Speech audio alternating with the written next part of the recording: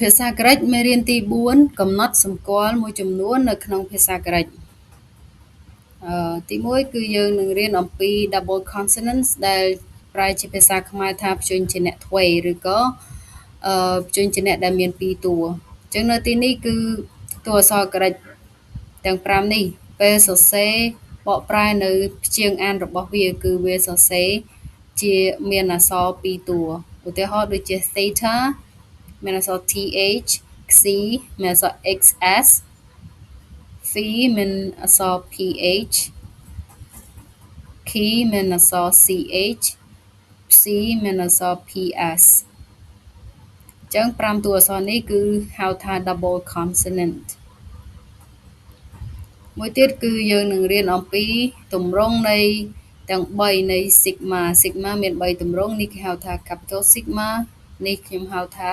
middle sigma ហើយនេះគឺ final sigma capital sigma នេះគឺប្រើនៅក្នុងឈ្មោះរបស់មនុស្សបុគ្គលអញ្ចឹងគឺគេហៅថាប្រើសម្រាប់ផ្ដើមនៃ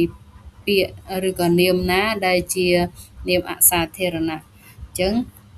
យើងប្រើ sigma នេះដើម្បីផ្ដើមឧទាហរណ៍ដូចនៅក្នុងឈ្មោះ Simon នេះអញ្ចឹងគឺជានាមអសាធារអញ្ចឹងយើងប្រើ capital sigma ដើម្បីផ្ដើមសរសេរឈ្មោះគាត់អញ្ចឹងយើងអានថា Simon ហើយចំណែក final sigma នេះគឺប្រើនៅខាង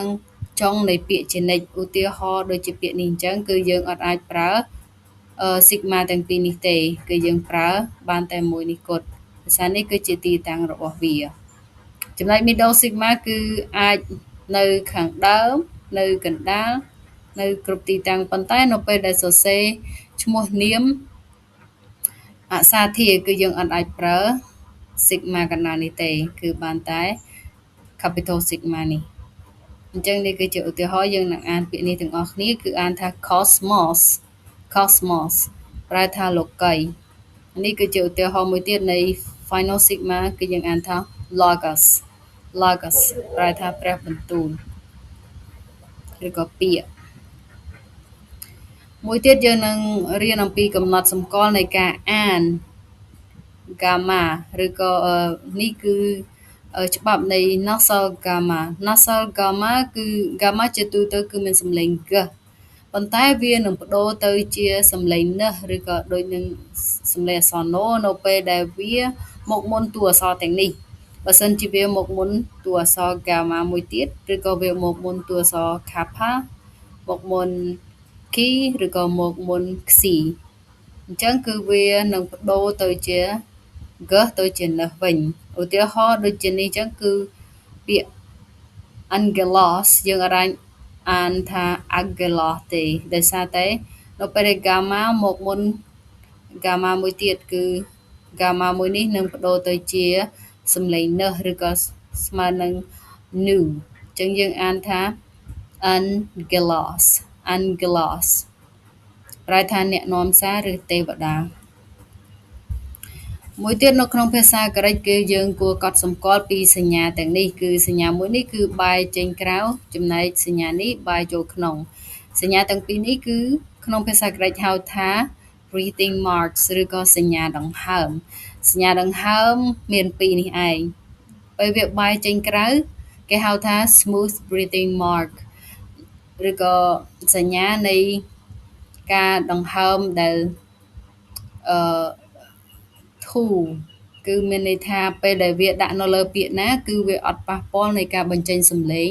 អ្វីទាំងអស់នៃពាក្យនោះចំណែក rough breathing mark វិញនៅពេលដែលវាជាប់ទៅនឹងពាក្យណាគឺពាក្យនោះត្រូវតែថែមសំឡេងហឹសឬក៏អក្សរហទៅលើពាក្យនោះ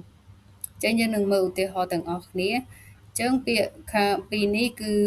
សុទ្ធតែមាន smooth breathing mark អញ្ចឹងគឺដូចជាខ្ញុំបាននិយាយអញ្ចឹងនៅពេលដែលយើងឃើញ smooth breathing mark នៅលើពាក្យណាគឺអត់ប៉ះពាល់នៃការបញ្ចេញសំឡេងទេយើងអានធម្មតាអញ្ចឹងពាក្យនេះអានថា adelphos adelphos ហើយពាក្យនេះអានថា ego ego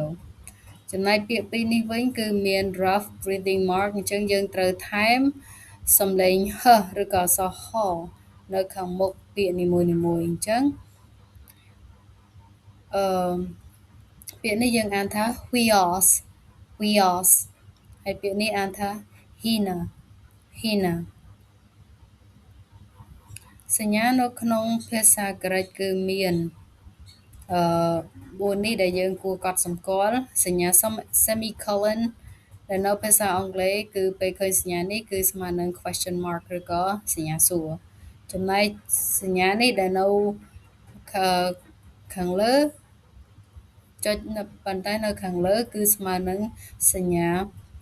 colon នេះជាភាសាអង់គ្លេសឬក៏សញ្ញាភ្នែកមាន់នៅក្នុងភាសាខ្មែរនៅពេលដែលយើងចង់និយាយពីអ្វីមួយដែល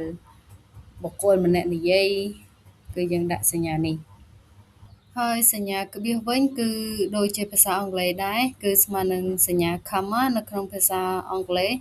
នៅពេលដែលយើងរាយនៅនាមផ្សេងគ្នាគឺបន្តពីពាក្យមួយទៅពាក្យមួយគឺយើងដាក់ comma ចំណែកឯសញ្ញានេះសញ្ញាចុចនេះគឺដូចជា full stop នៅក្នុងភាសាអង់គ្លេសដែរគឺស្មើនឹងសញ្ញាខណ្ឌឬក៏ពេលយើងបញ្ចប់ល្បះគឺយើងដាក់សញ្ញា full stop នេះអញ្ចឹងគឺសរុបមកសញ្ញា comma ហើយនិងសញ្ញា full stop នេះគឺដូចគ្នាទាំងនៅក្នុងភាសាក្រិកនិងនៅក្នុងភាសាអង់គ្លេសខុសគ្នាតែសញ្ញាពីរនេះទេអញ្ចឹង semicolon នេះនៅក្នុងភាសាក្រិកគឺស្មើនឹងសញ្ញាសួរចំណែកសញ្ញាចុចនេះប៉ុន្តែនៅខាងលើគឺជាសញ្ញាស្មើនឹងសញ្ញា colon នៅក្នុងភាសាអង់គ្លេស